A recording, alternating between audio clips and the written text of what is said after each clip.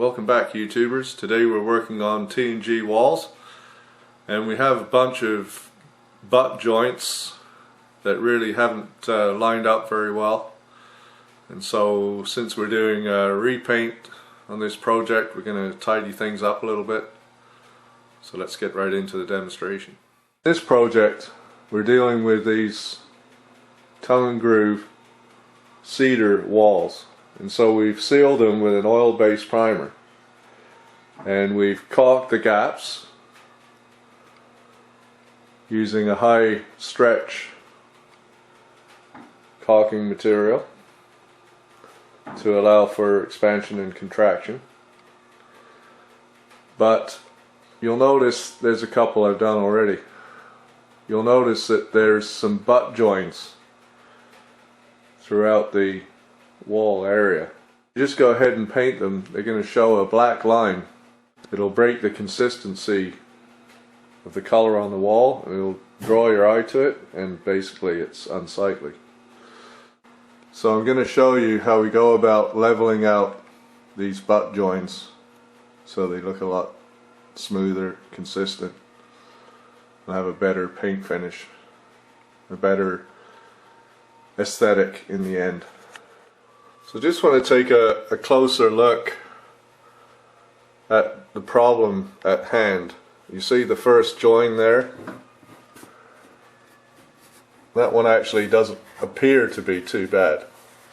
When you put your knife on the wall and run it down, you'll see there's a hard edge there. Alright? So we gotta eliminate that. That's going to show up in our paint project. And you can see the line on this one where it's opened up, and the problem is that these joins haven't been what they call scarfed. They're cut in an angle, and so they don't intersect nicely, and so you get this black line, and no matter how many coats of paint you put on there, you're not going to eliminate that black line. And then there's a pretty severe one again. If we go with our knife, it should travel all the way through smoothly, but there you see the butt joint. So that's what we're dealing with. I'm going to go ahead and show you how to smooth these out. This is the product we're using.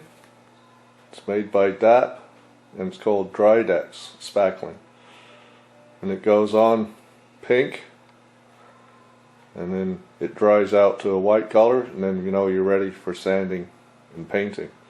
It's very versatile. It's acrylic based, so you don't have to prime it. It's not like drywall mud where you have to prime it before you paint. But what I do is pre-spot with the paint as I'm cutting in.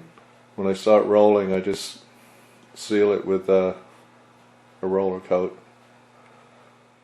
We'll work on this first one here.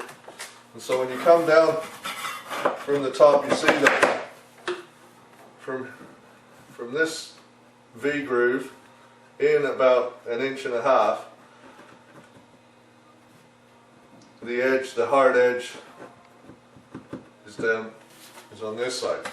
And as it goes across, the hard edge is on this side.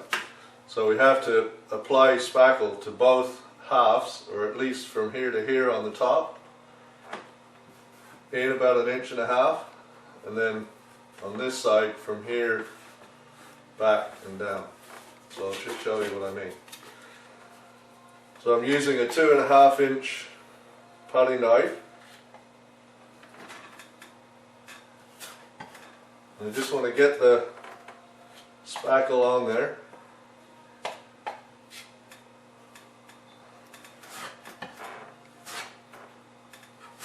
And I want to get it on at least the width of my knife. And if you find that your overlaps are really severe, you may have to use a drywall knife. You may have to go up to a 5 or 6 inch knife, like double this distance, to get a good gradient to make it look smooth. But in this case, 2.5 inches is going to be fine. So what you do then is you just position your knife so that this outside edge is just overlapping the joint on the other piece of T&G. And you just bring it across, and then this will have filled in the gap. You see now that this bottom gap is filled in, so now you can remove this excess. Okay, and then you just do the same on the top. You don't have to come all the way across because you know it's just this first inch or so.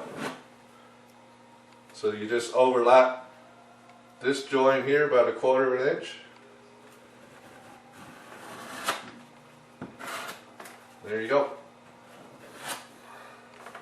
So you let that dry. Might be a bit uneven. Now you could mess around with this for a long time. What you do is you let this dry, and you knock off the high spots, and you probably have to give it another coat. But that's essentially how we do it.